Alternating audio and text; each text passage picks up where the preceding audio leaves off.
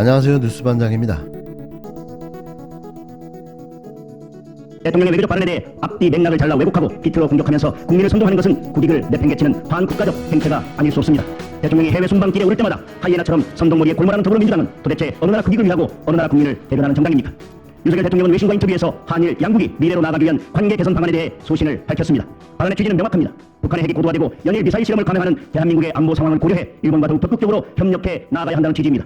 일본은 과거사 문제에 대해 이미 50여 차례 이상 사과했고 한일 양국도 잘못된 과거에 대해 충분히 인식을 공유하고 있는 만큼 이제는 과거사를 딛고 앞으로 나아가자는 의지를 밝힌 것입니다.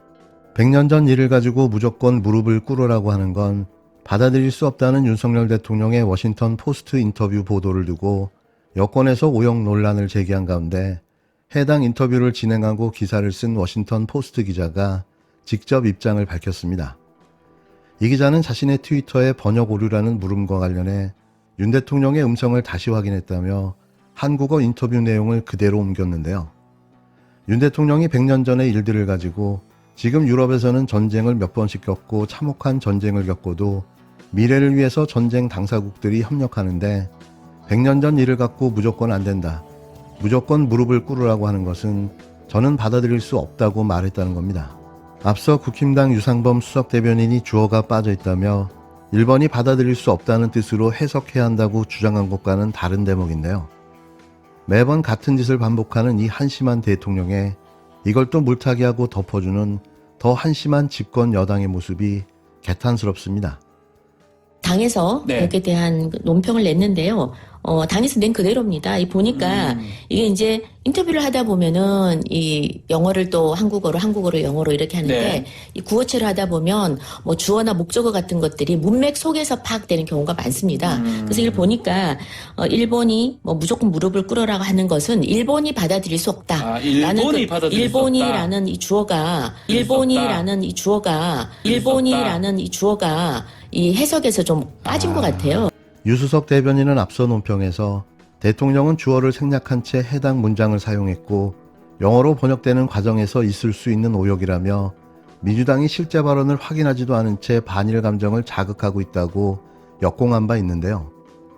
그러나 대통령실은 오역 논란에도 침묵하고 대신 무조건 무릎 꿇으라 같은 인식이 미래 한일 관계에 도움이 되지 않는 취지였다는 설명을 내놨습니다. 북한이 핵을 고도화하고 연일 미사일 시험을 하는 마당에 한일관계 개선을 통한 안보 협력이 제대로 이루어지지 않으면 국민과 국익에 엄청난 피해를 줄 거라는 건데요. 하지만 윤 대통령이 일본의 사과와 반성 문제를 언급하지 않은 채 100년 전 일로 무조건 무릎을 꿇으라는 건 저는 받아들일 수 없다고 말한 게 확인되면서 역사인식 논란은 더 커질 것으로 보입니다. 실제로 야당은 물론 여권 일각에서도 일본의 모습은 수없이 잘못을 사과하고 반성한 독일과는 너무 다르기에 유럽과 같이 비교할 수 없다는 비판이 나오고 있는데요. 바이든을 날리면으로 전 국민을 청력 테스트를 시키던 윤 대통령이 이제는 주어가 있다 없다로 전 국민을 또다시 문법 테스트를 시키고 있는데요. 언제까지 이 짓거리를 계속 하려고 하는 걸까요? 답답하기만 합니다. 아시겠지만 저를 이제 3번에 걸쳐서 기소를 했거든요. 그런데 매번 이렇게 노리는 바가 있었죠. 그것이 일관된 의지 하에서 일관된 한 사람에 의해서 이루어졌다라는 생각 때문에 좀 여러 가지로 생각이 많습니다. 요새. 개인적인 이유로 그렇게 해야 될 사람들이 아니고요. 등장하고 있는 사람들이 수사정보정책관이었다는 손준성 검사, 그 다음에 조금 넓혀보자면 뭐 대변인이었던 권순정 검사, 그 다음에 이걸 전달했다는 김웅 당시 후보, 정점식 의원 뭐 이런 분들인데 그분들이 개인적으로 저한테 무슨 앙심을 품거나 감정을 가져야 될 이유가 전혀 없고요. 김웅, 정점식 두 분은 전혀 모르는 사이고 손준성, 권순정 둘이는 제가 아주 가깝게 지내던 아끼는 후배들이었습니다. 그 친구들이 현직 검사로 있으면서 누군가 시키지 않았으면 그렇게 했어야 될 이유가 전혀 없는 사람들이죠.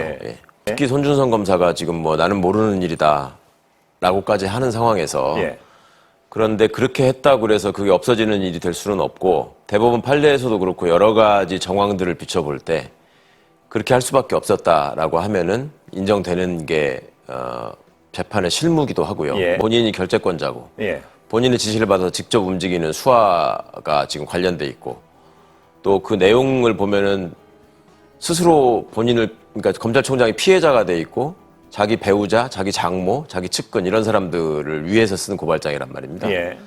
그렇다면 그게 나하고 무관하다라고 얘기하는 게 얼마나 무책임한 일인가 싶습니다. 이른바 고발사주 의혹 재판의 증인으로 나선 최강욱 더불어민주당 의원이 손준성 검사가 당시 검찰총장이었던 윤석열 대통령의 지시로 고발장 작성과 전달에 관여했다고 주장했습니다. 최 의원은 24일 서울중앙지법 형사합의 27부 김옥곤 부장판사 심리로 열린 송 검사의 공판의 증인으로 출석해 송 검사와 저는 잘 아는 사이고 친분도 있다면서 누군가의 처가를 보호하겠다고 저에 대한 고발 내용을 어거지로 구성할 사람이 아니라고 밝혔는데요. 그러면서 당시 직책 때문에 공직자로서 그 사람의 지시를 어길 수 없었을 것이라고 강조했습니다.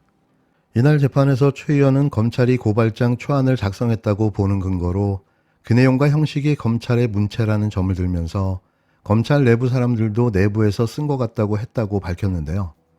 재판부가 또 다른 근거를 묻자 최 의원은 후배 검사들이 준성이 요즘 어떻게 지내냐고 하니 얼굴이 너무 안 좋다고 하더라면서 왜냐고 하니 복수의 후배들이 다 밝힐 수도 없고 얼마나 괴롭겠냐며 혼자 삭히고 다니다 보니 그런 것 같다는 대화를 한 적이 있다고 폭로했습니다.